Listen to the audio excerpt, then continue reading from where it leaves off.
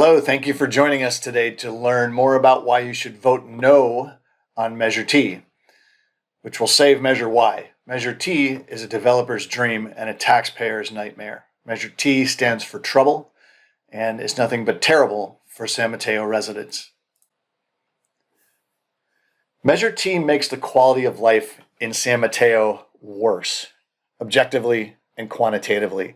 Again, the pro-T folks will lean on per capita metrics, of which certain ones may improve, but those actual measures will greatly worsen. And I'll show you data literally from their own general plan. The noise, the air quality, traffic, water supply, etc. And even the numbers that are from their own data that give you these rosy per capita numbers, but show the numbers getting objectively worse, those are based on highly specious assumptions that everyone's going to get out of their cars and walk, bike, or take our non-existent transit. Also, small businesses and existing affordable housing will be displaced, and those are all ignored by Measure T. So, public safety. Our police department currently has about one sworn officer, a little less, per 1,000 residents. The national average is 1.6 sworn officers per 1,000 residents. That puts San Mateo at a 60% deficit of sworn officers to the national average. And I don't know about you, but we have a lot of organized retail. We have catalytic converter theft, hit and runs, pedestrian collisions, speeding, red light running. I could go on and on. Shouldn't this be addressed first? And you have to ask the question, how will an already overstretched department handle the needs of 50,000 more residents? Pivoting over to water. Our water demand exceeds supply with the implementation of the 2040 build-out. There it is in black and white, or orange and black in this case. Does 2040 demand exceed supply? This is from their own general plan documents. Yes.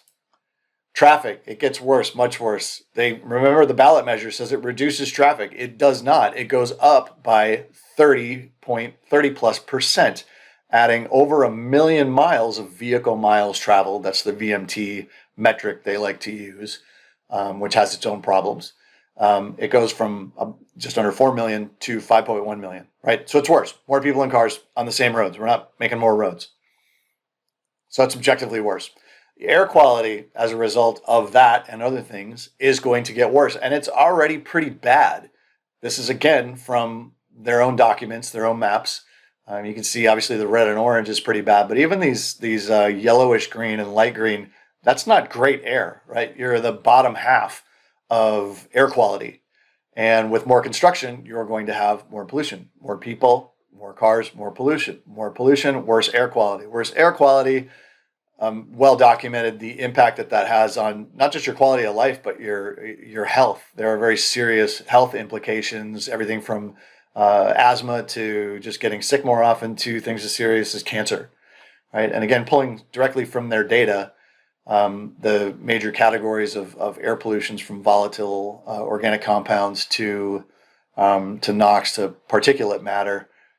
The 2040 build-out exceeds the Bay Area Air Quality Management District threshold for those first two categories.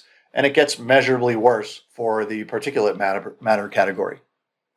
Noise also gets worse. The map on the left is the existing noise contours. Red is 70 decibels. That's about the level of a vacuum cleaner, or a little louder. And then the yellow is a tick under that at 65. And this is what the 2040 build out on the right. Now, those might look the same, but if you look carefully, all of those strips and those color contours get a little wider. So they stretch out across more of the city and cover more of the also very populated areas. So when you take it in its totality, this actually makes noise worse across a big swath of the city and impacts a lot of people.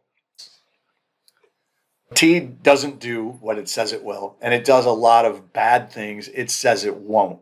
So we urge you to vote no on Measure T for many reasons. Key among those, again, any given council with just 3 votes. That 15% affordable housing becomes 0% or whatever they want.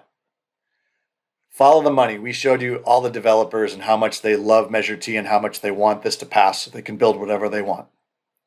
Measure Y and its predecessors have always been about trust and your voice versus the heights and densities aspect of it. You lose Measure Y, you have to trust developers, you have to trust construction unions and real estate interests. You have to trust the state and your council, and we don't, for good reason, as you can see.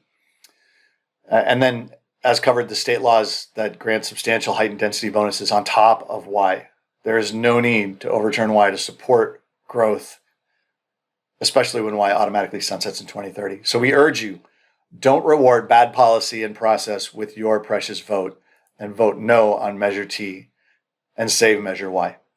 Thank you for your time. If you are interested in helping us out, you can visit our website at smartergrowthsm.com, lower left-hand corner, or you can email us at smartergrowthsm@gmail.com with any questions or if you want to get involved.